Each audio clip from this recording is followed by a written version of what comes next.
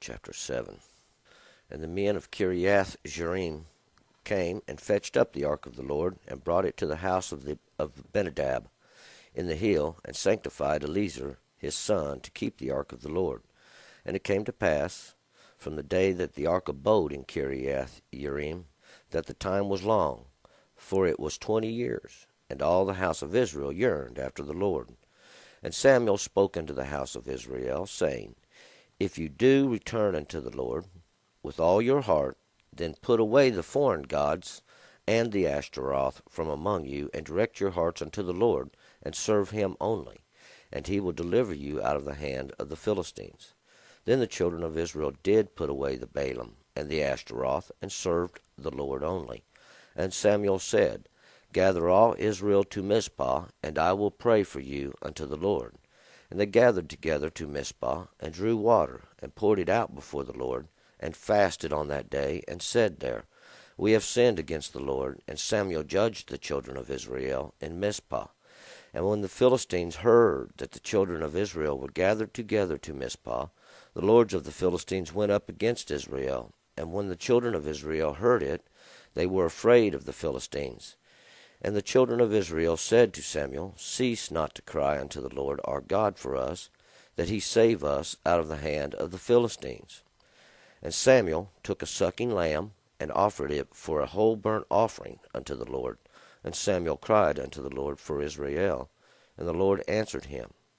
And as Samuel was offering up the burnt offering, the Philistines drew near to battle against Israel. But the Lord thundered with a great thunder on that day upon the Philistines, and discomfited them, and they were smitten down before Israel. And the men of Israel went out of Mizpah, and pursued the Philistines, and smote them, until they came under Beth-kar. Then Samuel took a stone, and set it between Mizpah and Shen, and called the name of it Ebenezer, saying, Hitherto hath the Lord helped us.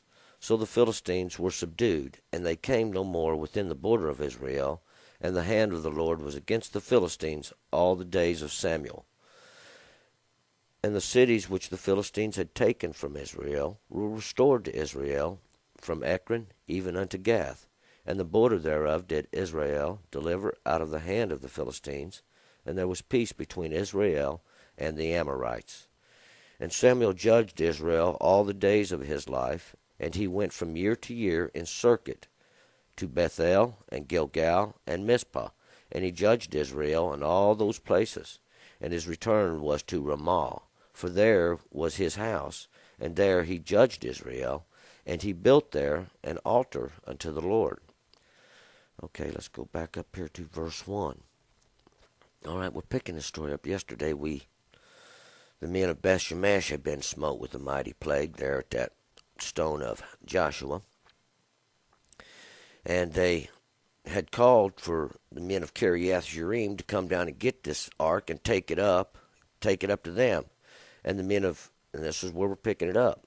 Verse 1, And the men of Kiriath Jearim came and fetched up the ark of the Lord, and brought it into the house of Abinadab in the hill, and sanctified Eleazar his son to keep the ark of the Lord. So they've come down, and they've got the ark, and they've took it up to Kiriath Jearim, which means the city of the forest, the city of trees, the city of the forest. And they fetched up the ark and brought it there to the house of Abinadab. Abinadab means the father has offered willingly in the hill there. And they sanctified his son Eleazar. Eleazar means God has helped. Eleazar, God has helped. So they've sanctified Eleazar, and I'm assuming they are a Levite. We have no way to know for sure if he is or not. It doesn't tell us. But they've set him aside. They've sanctified him, and they've set him aside for this purpose. And it came to pass from that day that the ark abode, verse 2, in Kiriath Jearim. So from then on, that's where they would find it, for it was a long time. For it was 20 years, and all the house of Israel yearned after the Lord. So the ark is going to be in Kiriath Jearim for 20 years. And the 20 means redemption. And so the Ark of the Covenant is going to be gone, and that is what this is meaning. It's been taken, stolen, and it's been making its own way back, and it's come to Kiriath Yearim, and there they've made a set aside Elazar for this purpose, and God is sitting there waiting in this period of 20 years, and this is a period of till redemption comes. And Samuel spoke unto the house of Israel, verse 3, saying, If you do return unto the Lord with all your heart, then put away the foreign gods and the Ashtaroth from among you, and direct your hearts unto the Lord, and serve him only, and he will deliver you out of the hand of the Philistines. So Samuel's saying to Israel, because everybody's crying, everybody's wanting the Ark of the God back into its place where it rightfully belongs, and they're all yearning for this covenant of God. And Samuel speaks into the house of Israel, this one that hears, or listens, the one that hears God and listens to God, Samuel. And he says to him, if you do return to the Lord your God with all your heart, now if you're going to do this, then put away these foreign gods and the Ashtaroth from among you, and direct your hearts unto the Lord, and serve him only. So this is what you would have to do. You'd have to put all these other gods away, because they aren't going to work. All these images that men have made, they're not going to work. And this Ashtaroth, this fertility goddess that they had made, these fertility rituals they would do, they still do today. This Ashtaroth is later called Ashtar, or later today Easter. It has progressively made its way through time. It trimmed up and walked down, but still it's there. A lot of these symbolism is still here today. If you look for it, you will find it. Verse 4, Then the children of Israel did put away the Baalim and the Ashtaroth, and served the Lord only. So then did the children of Israel, after Samuel tells them that you're going to have to get rid of all these idols and stuff. And that's what the Baalim is. These lords, Baal means Lord, and Im is the plural of that. These lords that they'd made over them, all sorts of lords, whatever they were, the Lord of this, the Lord of that. They had to have a Lord for everything, see, because they didn't have no understanding. No one knew God at that time. No one realized the power of the law and the curses for disobedience to the law into society that it brings. Verse 5, And Samuel said, Gather all Israel to Mizpah, and I will pray for you unto the Lord. So Samuel's saying, after they've been a period of time here, they've put away these idols. This thing don't happen overnight. This could take years. And Samuel said, Gather all Israel to Mizpah. Mizpah is the watchtower. And he said, Gather Israel there. 6, And they gathered to Mizpah, and drew water, and poured it out before the Lord, and fasted on that day, and said there, We have sinned against the Lord. And Samuel judged the children of Israel to Mizpah.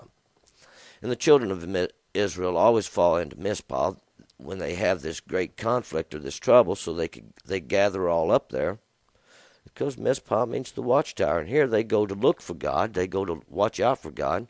And we'll notice here they've come to Mizpah, and they've drew water and poured it out. And this is to show that this water that they have been drinking, they're trying to make atonement for their sins.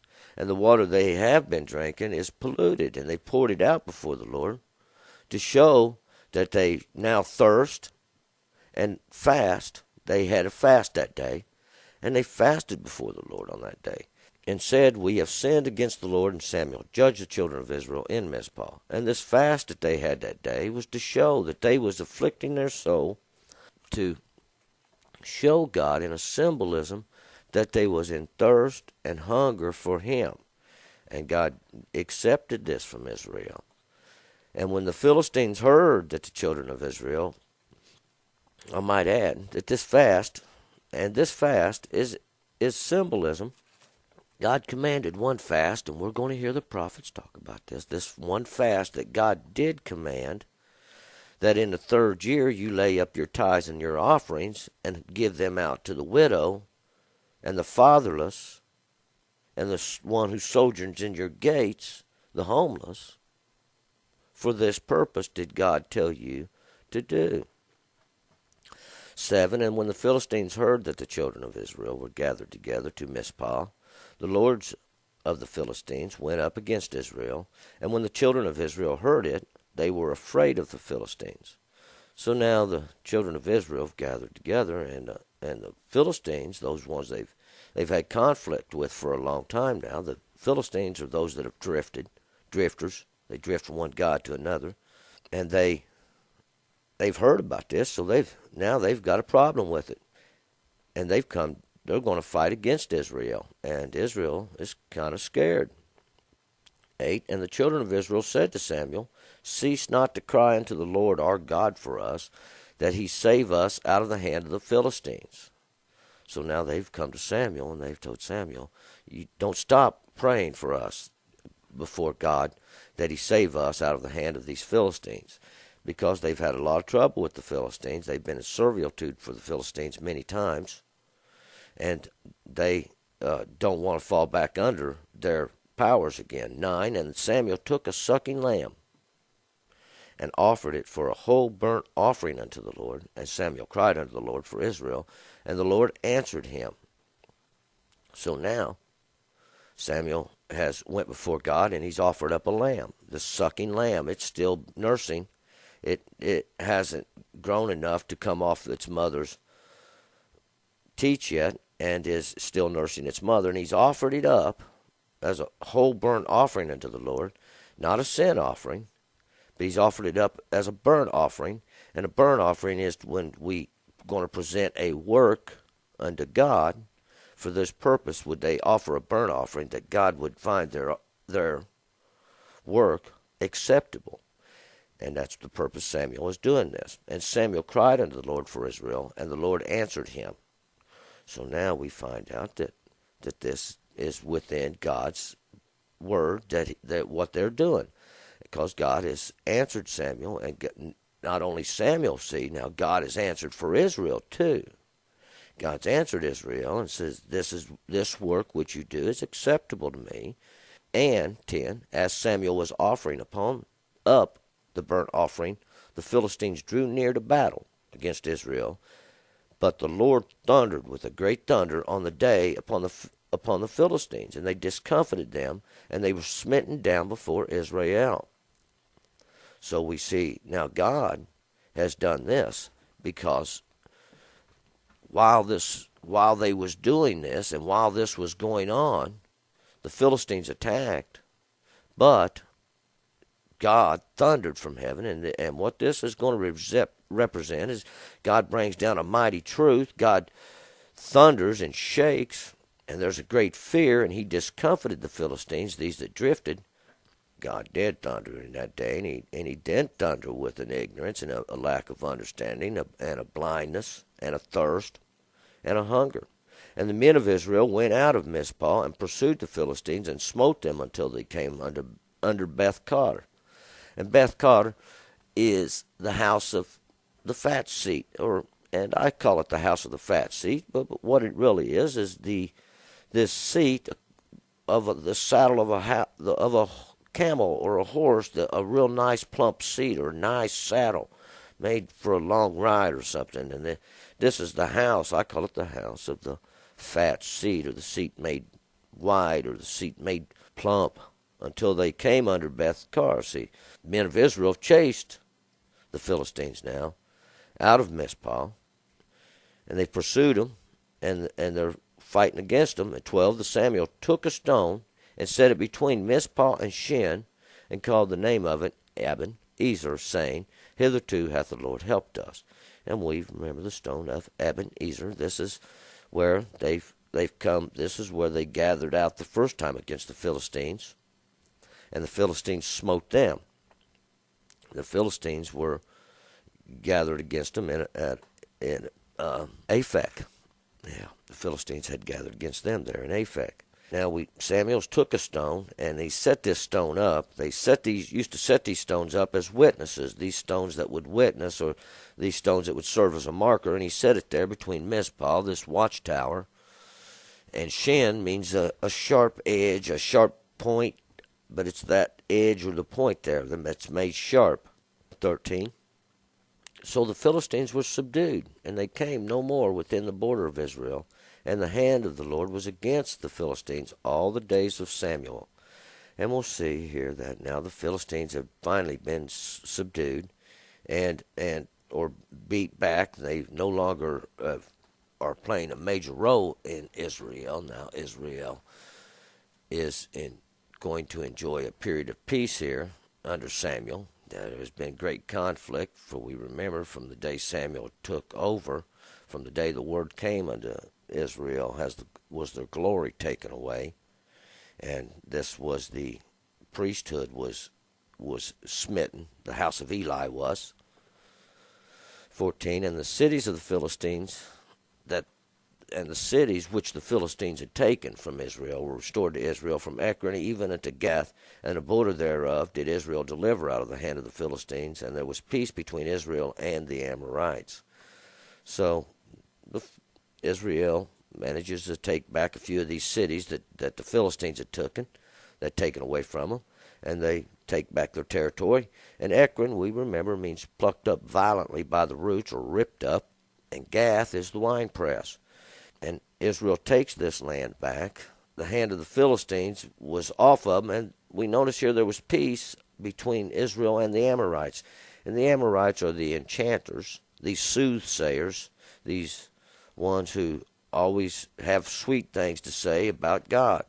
15, and Samuel judged Israel all the days of his life. So, and 15 is, we find that the story's not over here about Samuel, but that Samuel did judge Israel all the days of his life. And actually, judgment would come on Israel all the days of Samuel's life. And basically, that's what we're seeing here, is the judgments of God. Because when they turn from God, God punishes Israel. And when they return to God, God blesses Israel. He's blessing and smiting, just like a father does, blessing and smiting. And he went from year to year in circuit to Bethel and Gilgal and Mizpah, and he judged Israel in all those places.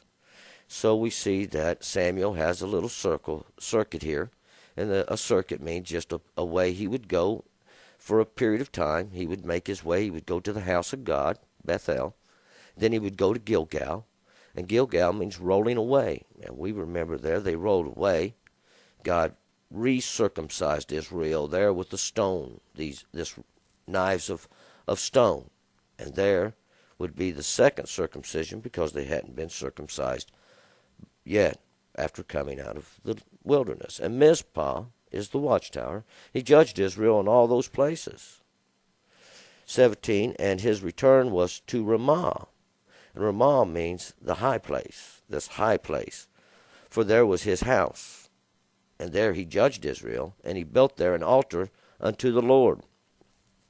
And we're going to see Samuel judged in the high place, and because he had made his house there in the high place, and he built there an altar unto the Lord. And this is going to be an error, because God didn't command that you build an altar just anywhere unto the Lord. And here Samuel's going to build an altar, and just like Gideon did, Gideon had made himself an ephod. Samuel's going to build him an altar, and I call these altars of convenience. And you can't do that. God says, no, you can't do this, and we're going to find out. This is going to become an error. All right, we're going to move on to chapter 8.